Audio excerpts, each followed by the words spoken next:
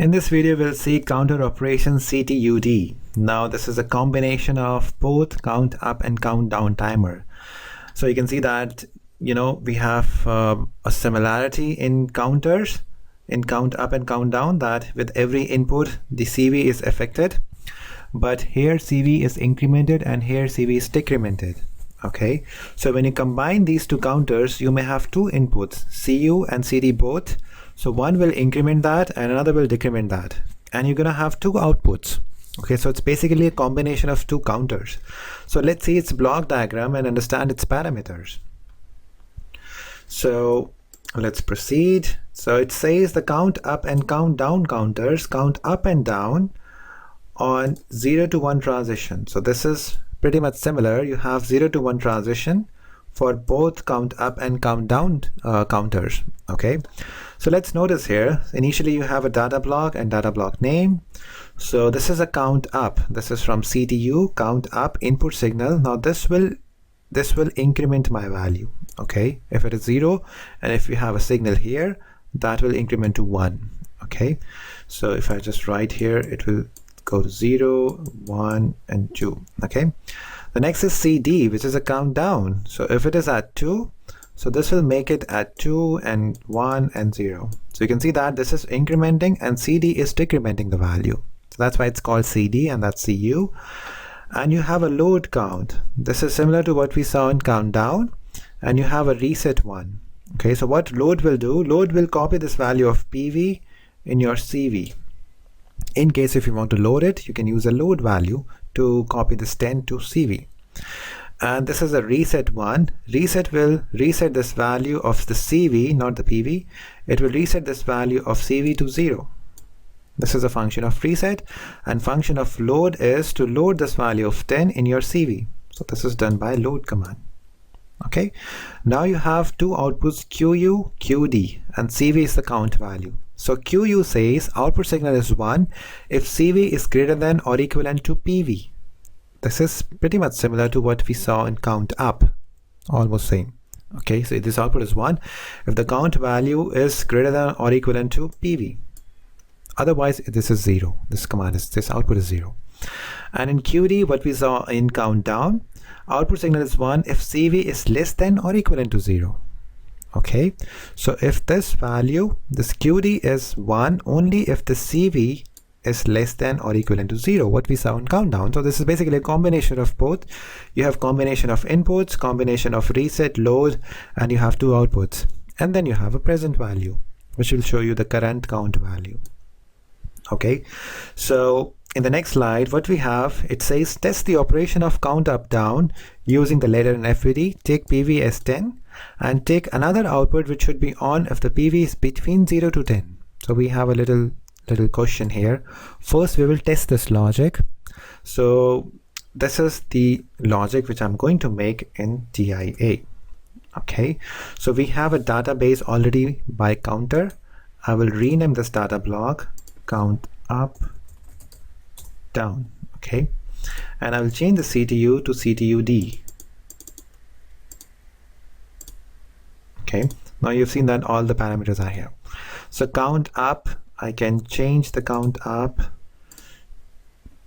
to out in 0.0, oops, to I in 0.0. So rename this tag to count up. Okay, now I0.1 can be used for my countdown. So I will put I0.1 and I will tag it with countdown. Okay, a reset I can do using 0.2. So I will rename tag reset. Load I can do with next input, which could be I0.3. rename load. Okay, process value or preset value we can take 5, that's fine. Now QD, I can give an output here, Q0.1. This could be motor 2 and this is stored in MD0. Okay, so I hope this logic is fine. So let's test this logic, let's understand its operation. So we need to download and we need to visualize it.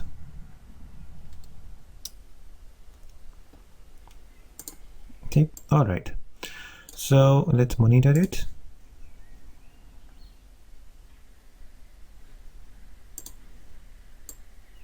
So PLC at run mode. Let me show you the PLC here. Perfect. Now you notice that my Q0.1 is true. Why this is true? This is true because this output QD says output will be true if CV, which is initially 0, is less than or equivalent to 0.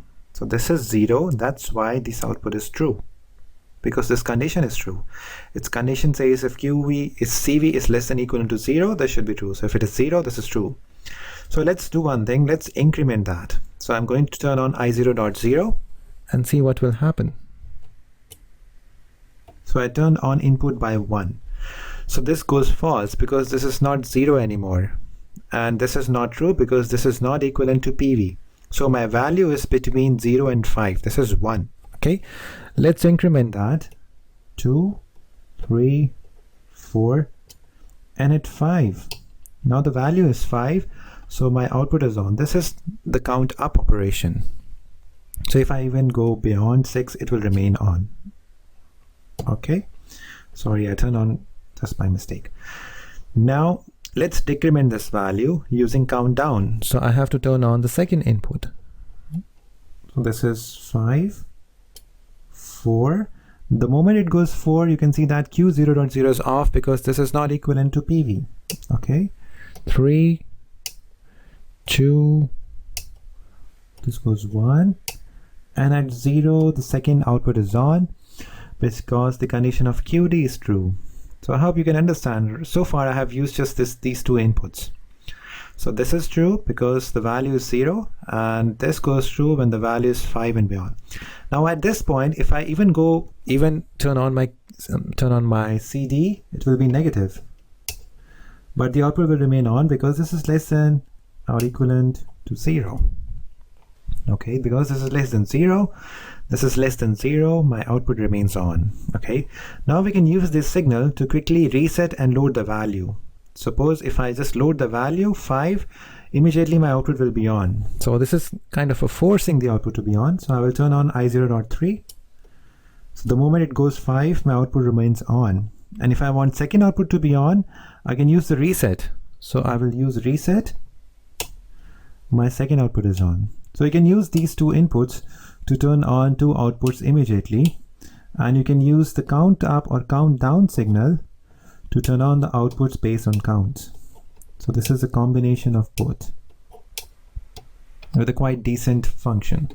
Okay, now this was about the basic operation. Now we have a line in the logic which says the output, another output, let's take Q0.2.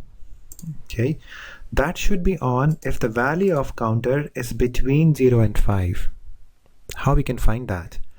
Okay, so that we can make a very simple logic for that. The third output is on if this output and this output is off. Okay, if these two outputs are off, then third output should be on, and these two outputs are off when the value is between 0 and 5. So the AND operation of these two with negate function will turn on our third output. Okay, so you will take a parallel branch here, negate, negate, and out. Okay, so we will use the tag here motor 1, and here motor 2, and here Q0.2, which could be, just for example, I'll put motor 3. Okay, now if the value is between 0 and 5, both the outputs are off. In that case, this output will be on. So let's visualize that. Download the logic, load the logic, and monitoring it, and see the results here.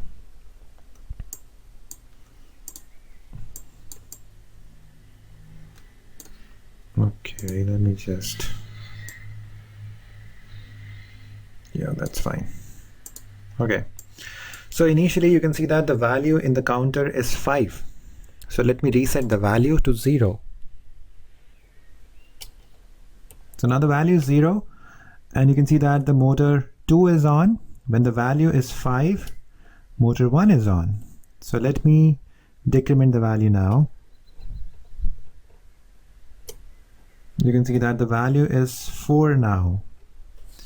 So here it's 4, and this output is on. This is what we want, because at 4 none of these two outputs are on, and its negate functions are true, which turns on my motor 3. So even if I go to 3, 2 and 1, the output remains on. Motor 3 remains on. The moment I goes to 0, the motor 3 goes off. Because my motor 2 goes on, condition is this goes to 0, this will be on, and this goes false. This is open. That's why motor 3 is off. So that's the logic. You can always extend your counter operations to make your customized logic using this simple example. Okay, so let's go back to the presentation. Yeah, so this was the ladder solution, and this is what I mentioned here as well. NC of two outputs goes to the third output. So this can be named as up limit, down limit, and mid limit. Okay, and if you see its FPD solution, it's pretty much same. The block is same. At CU you have I0.0 because it's NO, so there is no bubble here. CD you have I0.1 as that. Reset is I0.2, it's same. Load is 0.3. PV is 10, and you have two outputs. Down limit is, this is QD 0.1, this is present value MD0, and this is QU connected to motor Q0.0, this is here. Okay, and this logic is negate function of 0.0 and 0.1, so this is with a bubble here. 0.0, 0.1 goes to 0.2. So that's pretty easy to make FPD solution from ladder, or you can compare that. So this was about count up down counter. So let's review. If the value of CV is equivalent or greater than the value of PV, count output QU is 1. This is count up operation. If the value of CV is less than or equal to 0, QD is on. This is count down operation. So this is a combo operation. If the value of load changes from 0 to 1, then the value of PV is loaded to the counter as a new CV. This is again count up operation. Sorry, count down operation, because we have load here. Or if the value of reset R is changed from 0 to 1, CV is reset to 0. This is count up operation. So this is a combination of both count up and count down, I stated before, and pretty much useful if you want 3 values at upper limit, mid limit, and down limit. Okay, thank you for watching this lesson, and if you have any doubt, you can put me a comment. I'll see you in the next video. And you can also find a copy of this presentation in the course.